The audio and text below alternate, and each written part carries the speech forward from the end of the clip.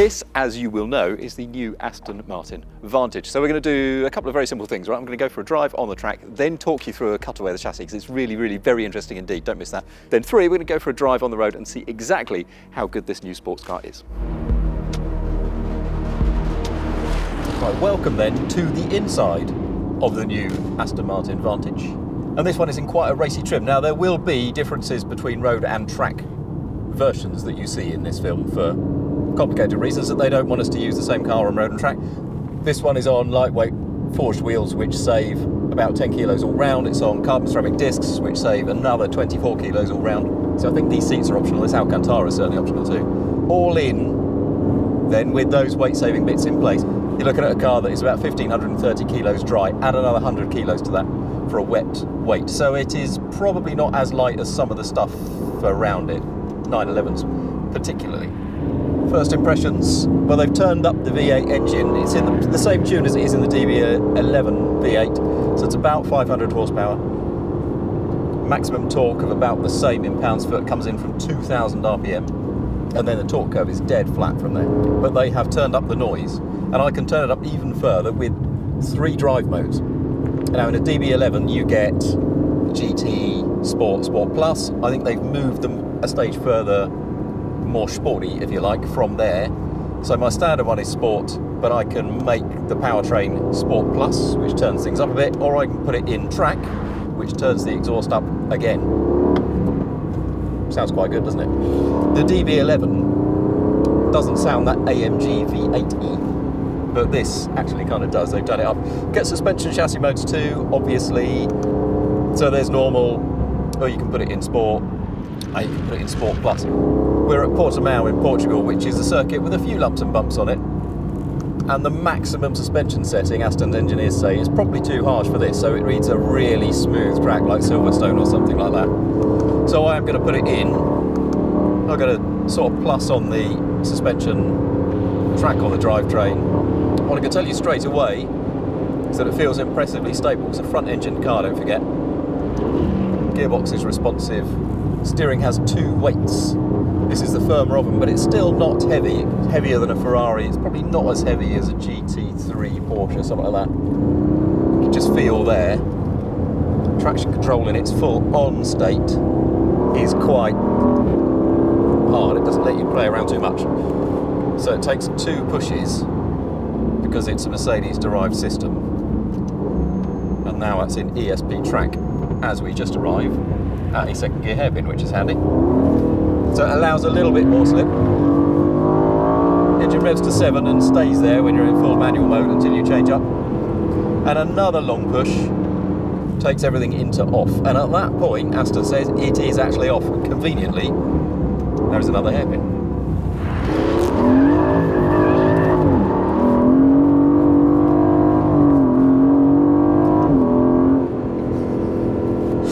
What I love about front-engined rear-wheel drive cars is that they just have a beautiful, benign handling balance to them that is just honest, straightforward, and great fun and lovable. And when it's got this much power, this much torque, a mechanical layout I will talk you through in a minute. Oh, that is so nice.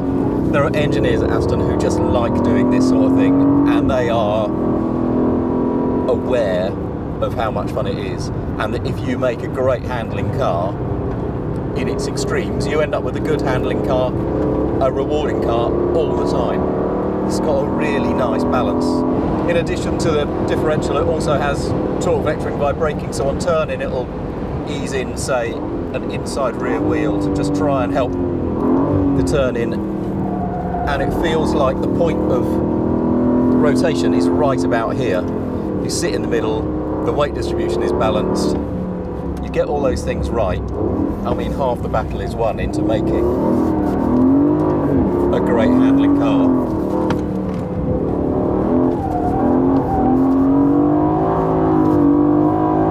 And the rest of it is all in brilliant tuning. I've got some gifted people doing that sort of thing. Now, apparently, techie bit, I don't quite understand this yet, but I'm getting there.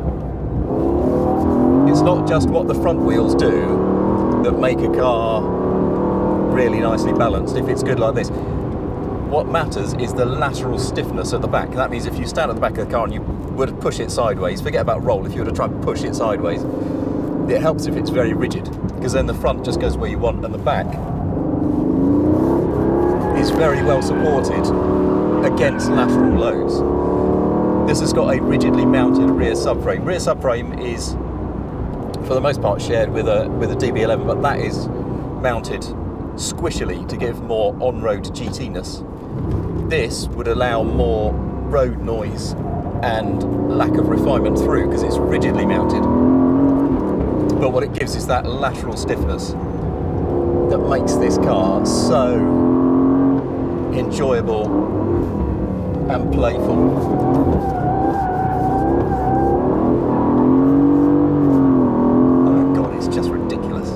It's just ridiculously easy to do that.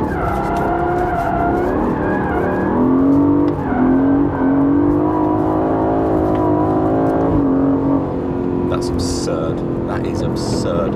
The way it wants to play is a bit like and I use this as a compliment, a bit like a Ferrari 458, 488. They've got that really nice lateral grippiness at the rear. There's a real honesty to it, a real willingness to do exactly what you want. It's quick, I'm getting enough back through the steering, I'm getting loads back through the chassis. As a track car, it's really good fun. You can drive it too in a sort of fast way if you want to. And what's nice about it is that you get to a corner and you can choose your angle exactly how you want. If you want to drive it racily, a sort of neutral steer or just a tiny bit of lock or a tiny dab the other way, then it'll do it. And if you want to be a total hooligan, it will do that too. Okay, now here comes what Jennifer Aniston used to call the science bit. This is then the bare chassis of the new Vantage. Ostensibly, it's the same architecture as the DB11, but actually only 30% of the components are shared between the two. Now, forgive the cheat sheet because I've got quite a lot of notes here. The wheelbase is 100mm shorter than DB11, and that makes the overall length of the car about the same size as a Porsche 911 in length. Now, it doesn't look like it. It looks like it's slightly longer. That's because what the engineers call the colouring in department have made it very sleek and very elegant. Now, it's an all aluminium structure. The nice thing about aluminium is that for a specific weight, it is very stiff, stiffer than steel. But it tends to use more material doing it. Slightly complicated, but anyway, it does. The good thing about the new architecture is there are more castings and there are more forgings and there are slightly less extrusions, so it's more space efficient than the old Aston VH architecture. That means two things. One, it means that you can make the car feel a little bit different inside from one to the other. Old Astons used to sort of feel a bit similar and look a bit similar. This time, DB11 will be very different to Vantage, will be very different to Vanquish, which is yada, yada, yada, so on and so forth. Now, the other thing about aluminium is because you have to use a little bit more material, this ends up being quite a wide car. It's wider than a 911, for example. But if you think about other all-aluminium chassised cars like the Jaguar F-Type and the Mercedes AMG GT, they're also quite wide. Probably the only all-aluminium structured car that isn't wide is maybe a Lotus Elise and Evora. They've got all the strength in the sills, so they're very difficult to get in and out of, and they don't have to worry about a transmission tunnel down the middle, which this car does and other front engine cars do, which is where quite a lot of the strength is in this. Now, that brings me to the powertrain. The engine is in the front, but if you look here, the entire block sits behind the front axle line. Then the prop shaft runs at engine speed all the way through to the rear axle, where there is a ZF 8-speed automatic transmission. Now, that's not a twin clutch, because actually modern torque converter autos hook up, they lock up really quickly. You don't get that much benefit from a twin clutch, and a conventional auto is more refined. Also at the back, and this is new to this car, is an E-differential. Now that is a limited slip differential which is electronically controlled, which means it can do all that a mechanical limited slip diff does, so it can slide, as you will have already seen. But it also means it can unlock very easily, so when manoeuvring or if you're just on the road and you want an ultra agile feel, there is no locking to that rear differential. Finally then, all of that together means that the weight distribution is pretty much bang on 50-50 because there is so much weight at the back of the car to counteract the fact that the engine is the front. And that is why it feels so well balanced and so agile on circuit. So let's go and find out what it is like on the road. And so then to the road driving impressions of the new Vantage. Different Vantage, you might notice. The leathery interior rather than the Alcantara sporty one. This is a sort of more Luxo spec so that we don't ruin them all on the track, I suppose. This one has not got the lightweight wheels. The unsprung mass presumably would help improve the ride even further, but the ride is pretty good. I'm in the most leisurely of every mode at the moment, so I'm in sport on the powertrain, I'm in normal on the suspension. If I go into sport plus or track on the suspension, that introduces heavier steering weight too. The steering weight is quite good as it is. The ride is fine as it is. That gets sport plus you can use on the road, track just gets way too much for the road. The powertrain modes are a bit more usable all round. What they tend to do, they give you a little bit of extra response, but the big difference is on the waffle of the exhaust and the reactions of the automatic gearbox. But to be honest, so easy is it to go in and out of manual mode, between manual and automatic mode on that gearbox. You just pull a paddle, and these are the best paddles in the business, bar Ferrari, I would say. Mounted to the column rather than the wheel. See the argument either way on that. Anything more than a quarter to a half a turn, and having them on the column is good, because at least you know exactly where they are all the time. And these are big paddles, they've got an easy pull to them, and if you just give an extended pull on the right, you go straight back into automatic mode, which is great. You don't have to faff around with anything down here. And I really like that about Astons and the other few cars.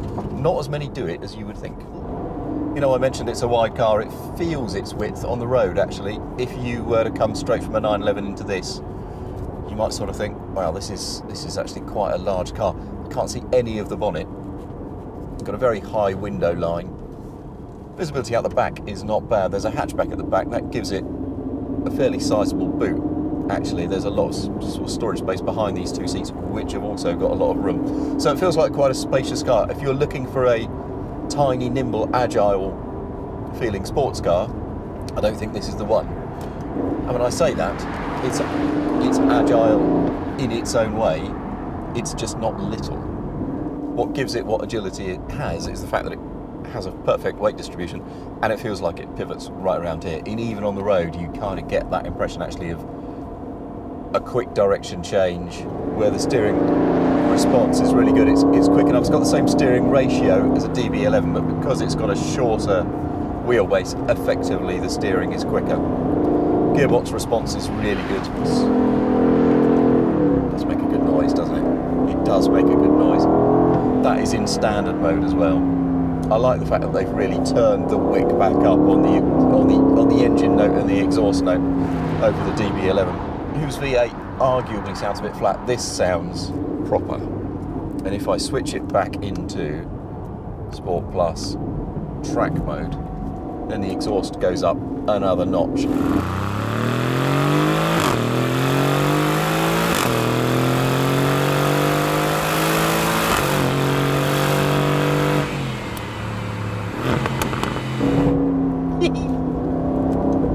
Or you can turn it back down. And an extended push on the start button, this is good when you start it, starts it in quiet mode, so you don't irritate all of your neighbours. Not that at £120,000 plus, this is the kind of car whose owners are likely to have neighbours in close proximity. It's a lot of money, isn't it? 120 grand. That is more than most of the competition. Gives you a really good 911, 120 grand. So it's up against some serious kit, but it is a seriously good car. What's it like in terms of interior fit and finish and refinement? Pretty good. Some of the plastics are merely okay. The leather and stitching is generally very good, actually. There's the occasional bit where you can just see a little sort of pull on the leather. That might be because this is an early car. There's also a bit down here that I can sort of pull around far too easily. But generally, this car feels special. It feels a little bit handmade. It feels, by which I mean crafted, not, botched together. It feels a little bit crafted, but it also feels like it is the product of a proper company. Things that somebody that does things well. I like this car. I like this car very much. Do I like it more than a Porsche 911 GTS? There are elements of it that I do. I love its natural handling balance. I love its track handling balance, where you can just play with it front to rear. I love the engine note. I think ultimately I might love a 911 GTS a tiny bit more. But the fact that we're merely having this conversation and comparing one against the other and saying, well, this outdoes that there, but that outdoes that there, shows just how far and just how good a job Aston Martin has done with the new Vantage.